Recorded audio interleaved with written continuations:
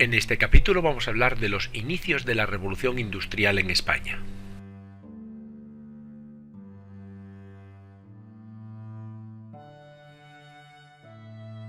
Y empezaremos comentando los problemas intrínsecos con los que se encontró.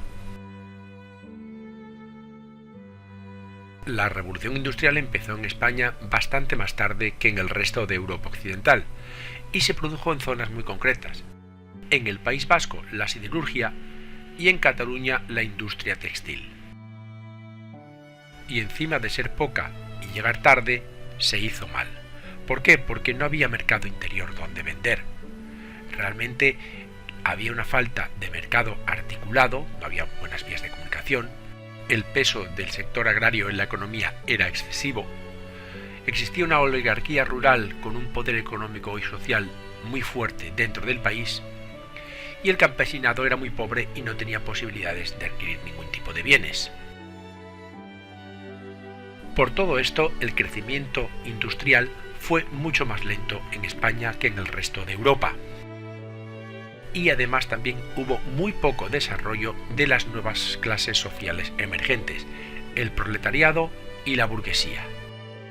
Todos estos factores unidos influyeron en el poco desarrollo del país durante todo el siglo posterior, el siglo XX.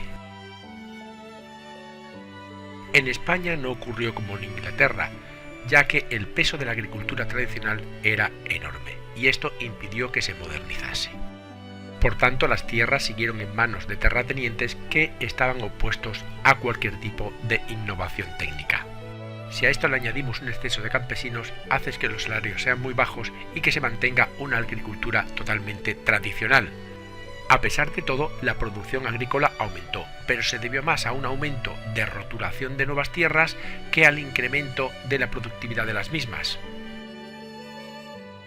Otro hándicap que lastró a la industria fue el problema del comercio y la distribución. El intercambio interior era casi inexistente, ya que el campesinado no tenía dinero para comprar ningún tipo de productos. Y con la distribución se daba otra paradoja.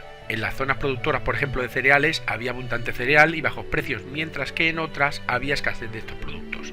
La falta de una buena red de carreteras y ferrocarriles impedía su traslado de un sitio a otro a un precio razonable.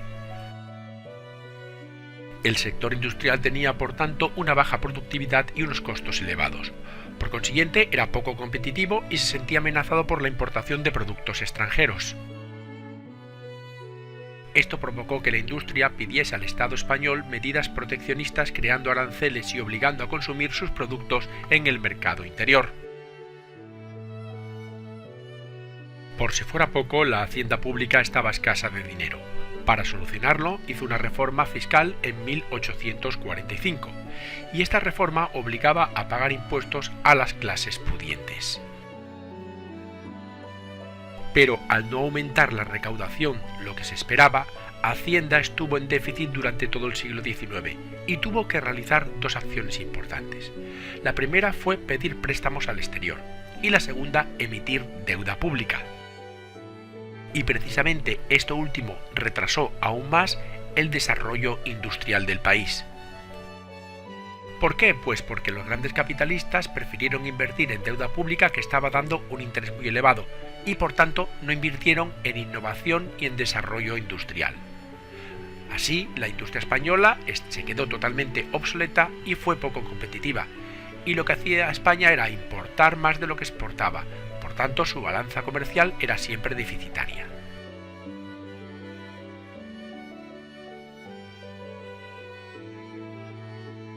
Y a continuación hablaremos de las dos principales zonas industriales del país.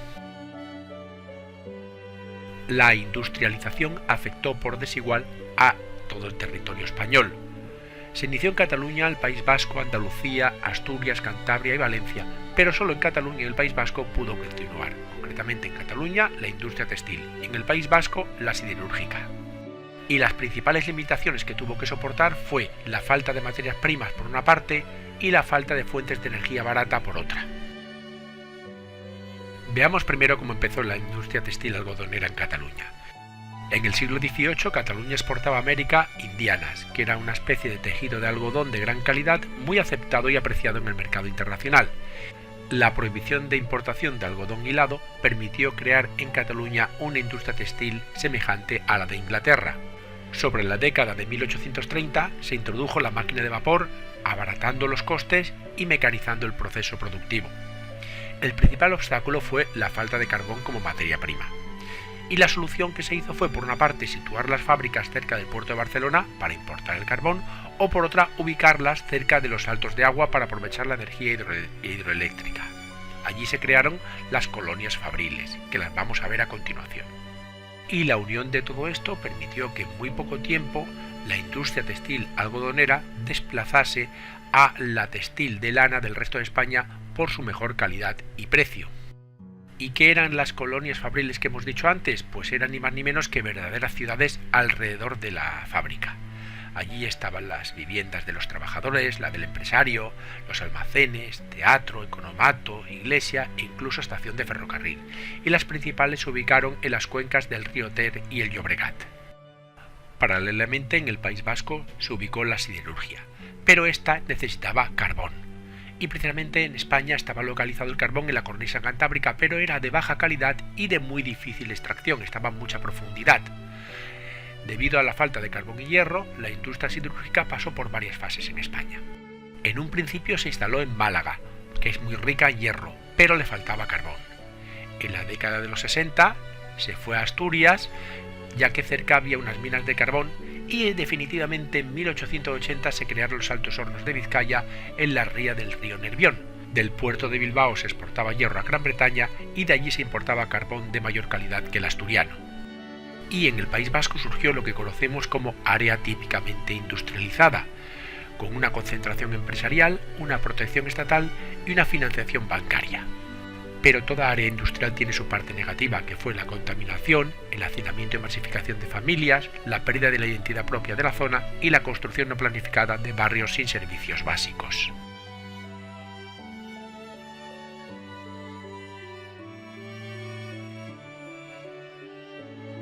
Y esto ha sido todo, muchas gracias por escucharme y espero que te haya servido de ayuda. Para más información entra en yucam.com.